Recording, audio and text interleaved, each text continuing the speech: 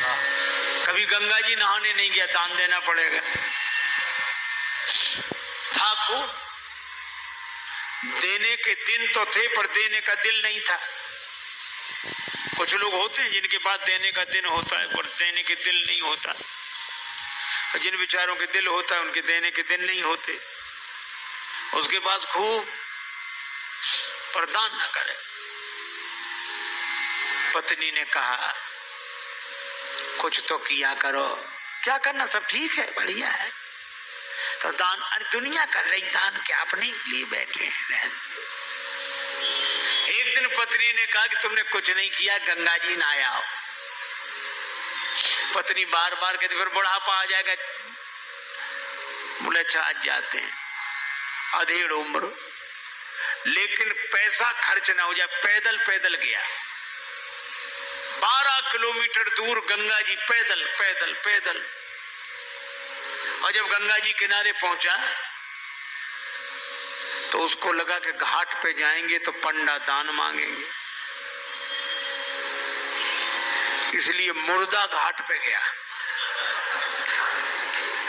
कोई मिले ही नहीं। मुर्दा घाट बिल्कुल खाली। इधर उधर देखा, कहीं कोई नहीं, अकेले ही। सो कपड़े उतारे कि जल्दी से डुबकी लगाएं।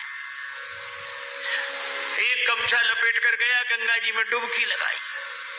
और भगवान को लगी हंसी कि ऐसा विचित्र भक्त नहीं देखा, जिंदगी में कभी दान नहीं किया। और आज आया तो मुर्दा घाट पे। सो भगवान को कौतुक सूझा। सो भगवान ने एक ही काम किया, जैसे ही डुबकी लगा के दानचंद बाहर निकले, भगवान पंडा के रूप में वहीं प्रकट। यजमान की जय हो।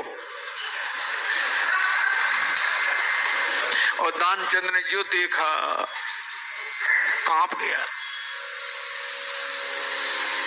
सो बोले हद हो गई, यहां भी आ गए, यहां भी। भगवान ने कहा कि हम संतोषी ब्राह्मण हैं, इसलिए एकांत में यहीं पड़े रहते हैं, हवा नहीं जाते जहां और पड़ने रहते, फिर यहीं। और तुम्हारे जैसा एक एक यजमान ऐसा आ जाता है जो साल साल भर का इंतजाम कर देता है।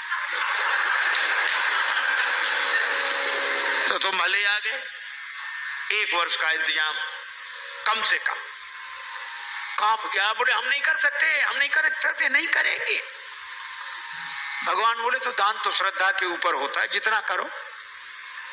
6 महीने नहीं, नहीं महीने भर नहीं, हम 1 दिन का भी नहीं कर सकते। महात्मा के रूप में भगवान बोले, पंडा के रूप में कहने लगे अब करना तो पड़ेगा, नहीं हम निकलने नहीं देंगे जल से बाहर, चाहे जितना करो करना है। सो बोला उधार करेंगे।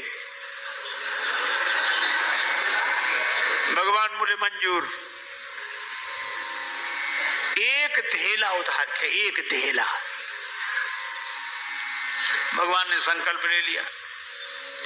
बड़ा खुश हुआ कि पंडा को अब कह के 1 धेला पे कौन आता है। बेचारा पैदल 12 किलोमीटर गया, फिर लौट कर आया, थक गया था, शाम हो गई थी, अब सोया। अभी सोया ही था, तब तक पंडा के रूप में भगवान दरवाजे पे हाजिर। यजमान की जय हो। पत्नी गई, पंडा को देखकर लौटी, कौन है? पत्नी बोली किसी पंडा को कुछ देने के लिए कह आए थे। हाँ तो बोले आ गया, वो तो वही है, बाहर है।